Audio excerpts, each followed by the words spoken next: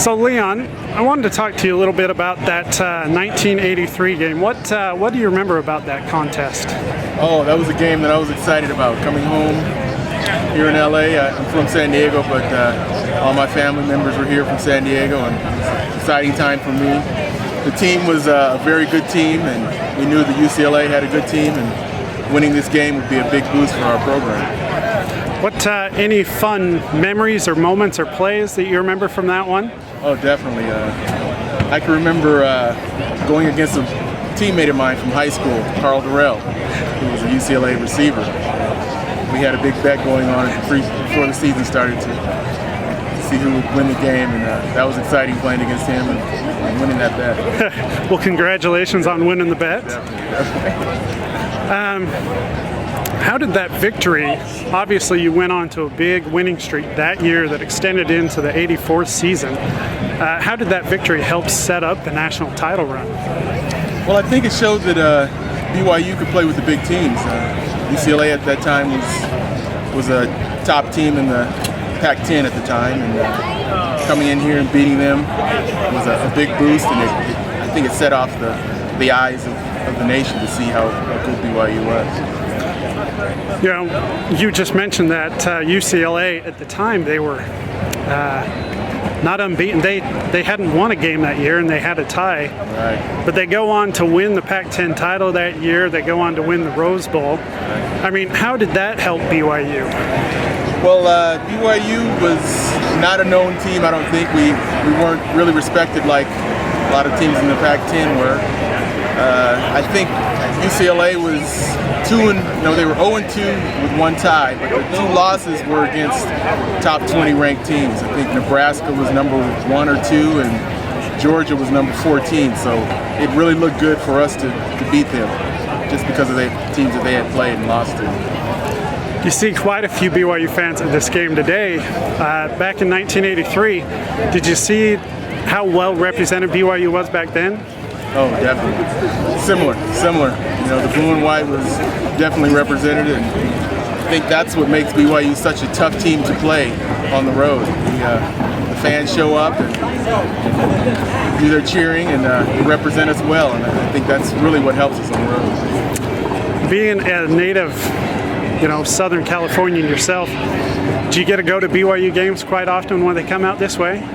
Definitely try to get out to a game when they play in the Southern California area. I try to get to a game once a year in BYU in Provo, so I try to stay in touch with the guys as much as possible. That's good. Yeah. Did you get to go to quite a few San Diego State games when they traveled down there? Yes, definitely did.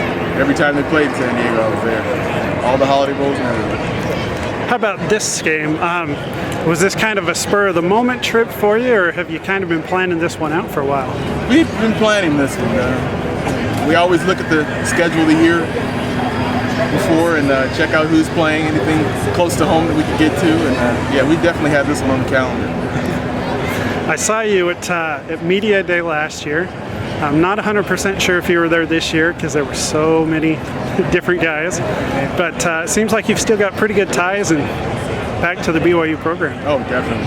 Keep in touch with Robbie Bosco, and we do a lot of things that help out the BYU program. And it's an exciting time. I'm actually here to watch Nick Kurtz tonight. He's a local kid from San Diego, and we know him and his family, so we're excited to see him doing big things this year.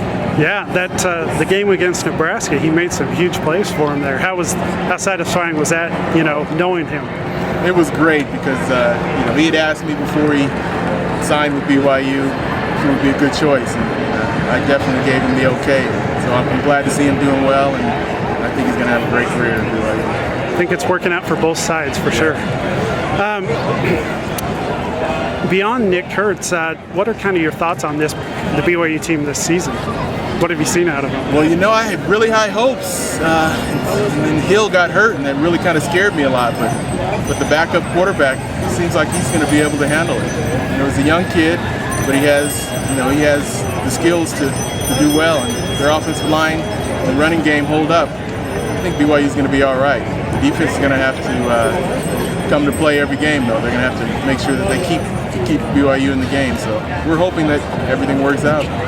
You got yourself a little bit of Tanner Mangum fever, just like about the rest of Cougar Nation. Definitely. He's an exciting player, and he's already made two of the greatest plays in BYU history in his first 2 games of playing. So I'm looking forward to seeing a lot of good things out of him. Didn't happen to call up Steve Young after one of those and be like, hey man, he's getting pretty close to your Missouri pass there. Yeah, that's true. And McMahon too. He's already passed McMahon on the Hail Mary pass. Yeah, he's already got the higher number than anybody else. Sure. How important is it for BYU to not only play teams like UCLA, the Nebraskas, the Michigan that they've got coming up next week, and to be able to get victories like they have so far this season? Well, I think with the new format, it's very important to play these top-rated teams to show that we can compete and we deserve to be right along with those top teams at the end of the year. So anytime we get a chance to schedule a team as a UCLA, or next year I think LSU is going to be on our schedule, those are the teams that we need to play and do well against. Any predictions for tonight? I'm going BYU. I think they have the skills and the team to do well tonight.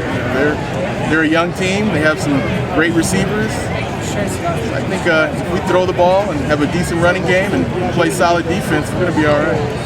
How about a Nick Kurtz Hail Mary tonight? Ooh, gosh, that would be nice. That would be nice. Although I don't want it to be as close as the last 2 games. I'd like to have a lead in the 4th quarter to make it a little easier on us. All right.